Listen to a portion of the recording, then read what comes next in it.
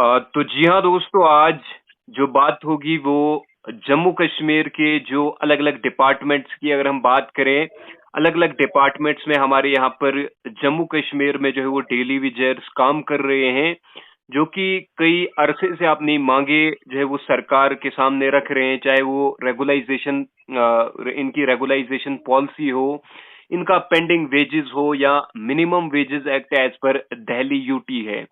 तो जिस तरह से अगर आप जैसा कि आप सब भी जानती हैं और हम भी जानते हैं, अभी जो है वो इलेक्शन का टाइम है।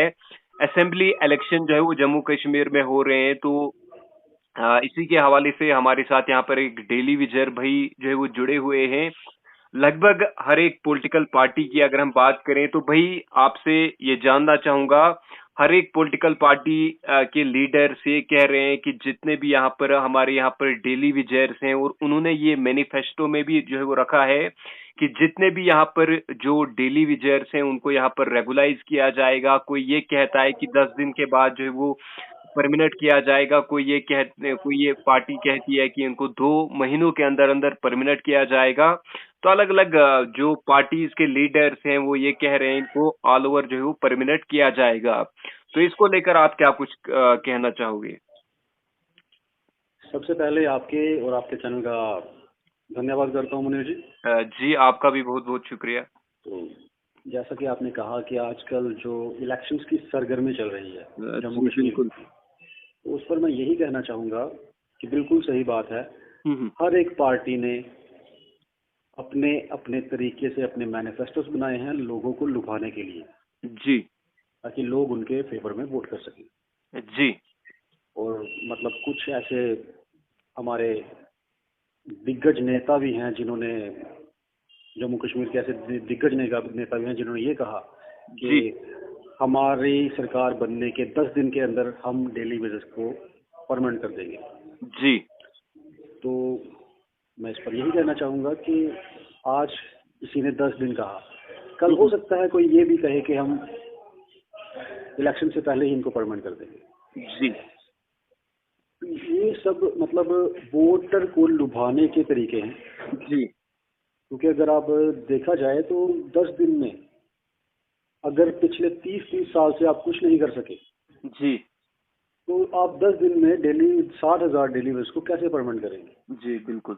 या फिर इस पर ये कहना चाहूंगा मैं कि हो सकता है सब कुछ तैयार है और आपने वो चीजें रोकी हुई हैं। जी इस पर मैं यही कहना चाहूंगा कि इन लॉलीपॉप्स पर, झूठे आश्वासनों पर हम लोग नहीं जाने वाले, क्योंकि हम लोग समाज के सताए हुए लोग हैं जो हर दिन ऐसी जिंदगी जी रहे हैं जो मतलब शायद ही कोई जीना चाहेगा।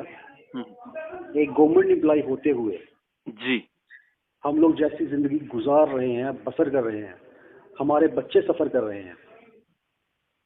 मैं सरकार से आपके चैनल के माध्यम से एक गुहार लगाना चाहूंगा कि आप लोग जो मैनिफेस्टो में मर्जी रखें, जी आप लुभाने की कोशिश जरूर करें, लेकिन मैं सरकार से, हर एक पार्टी से ये हाथ जोड़कर विनती करता हूं कि गरीब लोगों के साथ, उनके जज्बात के साथ खिलवाड़ ना करें। अगर आपके पास ये चीज करने की विल पावर है तो ही आप वादे करें, झूठे वादे, झूठे आश्वासन ना दें, क्योंकि गरीब लोग दिल के बहुत कमजोर होते हैं। वो दिन रात जी सफर कर रहे हैं और जब आपके मैनिफेस्टो के थ्रू में खुशी की लहर आती है जी और वो लहरें झूठी निकलती हैं इलेक्शंस के बाद, जी तो उसका दिल टूट जाता है।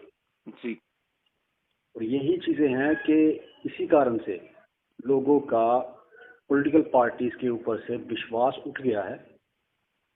लोग आज की डेट में, जैसा कि आपको पता है कि जब ये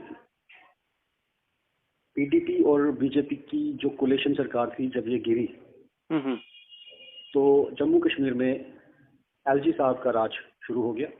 जी तो उसके बाद लोगों को ये आश्वासन था, ये उम्मीद थी कि जो काम पॉलिटिकल पार्टीज के रहते हुए, एक पॉलिटिकल गवर्नमेंट रहते हुए नहीं होते, वो एलजी साहब की एडमिनिस्ट्रेशन में जरूर होंगे, क्योंकि एलजी साहब ऑल इन ऑल होते हैं। वो कोई भी डिसीजन लेंगे, उनको कोई चैलेंज करने वाला नहीं होता। बिल्कुल।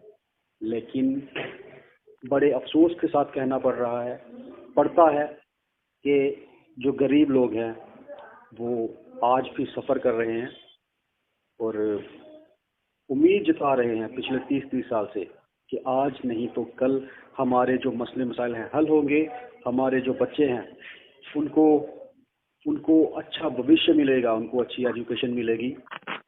क्योंकि एक बाप की जो जिंदगी है, एक बाप की जिंदगी यही है कि वो अपने बच्चों को एक अच्छा फ्यूचर दे सके। जी। उसका ये ख्वाब होता है, जो चीज मैं नहीं कर पाया अपनी लाइफ में, वो मेरे बच्चे करें।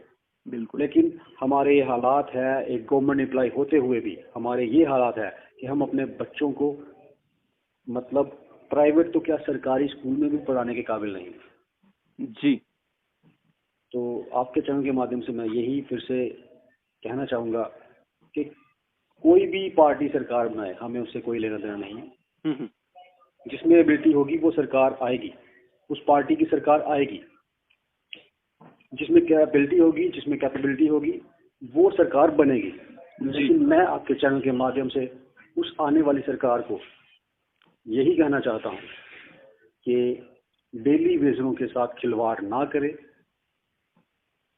जैसे ही सरकार रिफॉर्म होती है, आप उनके लिए कोई अच्छी सी सौगात देकर आए, ताकि उनके जो रुके हुए हक हैं, जो कि SRO 64, SRO 520 जो कि रुके हुए हक हैं, जिनको होल्ड कर दिया गया, उनको स्टार्ट किया जाए।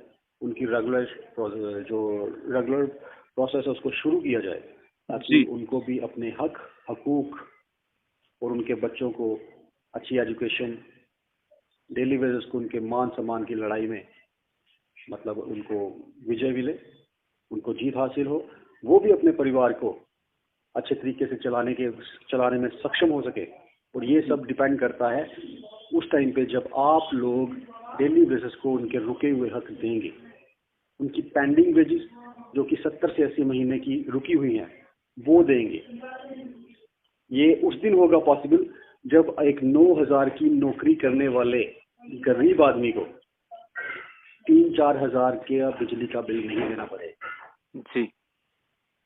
तो ये सारी बातें मैं आपके चैनल के माध्यम से कहना चाहता हूँ और यही उम्मीद जताता हूँ कि आने वाले दिनों में ये पार्टी हम लोगों के जज्बात के साथ नहीं खेलेंगे, क्योंकि हम लोग समाज के, सरकारों के सताए हुए लोग हैं। जी। और हम लोग बहुत परेशान हैं। मतलब मेरे पास शब्द नहीं है कि मैं क्या कहूँ, लेकिन हम लोग बहुत सताए हुए लोग हैं। हम लोगों को और परेशान ना किया जाए। अगर आप में कैपेबिलिटी है तो प्लीज आप वही वादे हमसे करें। जी। क्योंकि हम लोगों को पिछले 30 साल से मतलब ऐसे नचाया गया है कि शायद इससे अच्छा होता कि हम लोग कहीं प्राइवेट जॉब कर रहे होते, जी। आज एक अच्छा जीवन व्यतीत करते। लेकिन फिर वही एक उम्मीद, एक आस कि आज नहीं तो कल हम परमानेंट हो जाएंगे, हमारी पेंडिंग वेजेस हमें मिल जाएंगी, हमारे जो बच्चे हैं उनकी जो लाइफ है वो सिक्योर हो जाएगी, अच्छा उनको एक अच्छा फ्यूचर मिलेगा। इसी उम्मीद में आज की डेट में हमें 20-20, 25-25 साल इस डिपार्टमेंट में हो चुके हैं जी। और 6-6, 7-7 साल की हमारी पेंडिंग वेजेस इनके पास पड़ी हुई हैं। लेकिन देने के नाम पर ये डिपार्टमेंट्स अपना हाथ पीछे खींच लेते हैं। जी। तो आने वाले दिनों में मैं फिर से वही कहूँगा कि सरकार जिसकी भी आए वो गरीब लोगों के हक में आए। जी। इसके साथ ही ज़्यादा कुछ ना कहता हुआ मैं आपसे अलविदा लेता हूँ। शुक्रिया भाई। शुक्रिया भाई, शुक्रिया।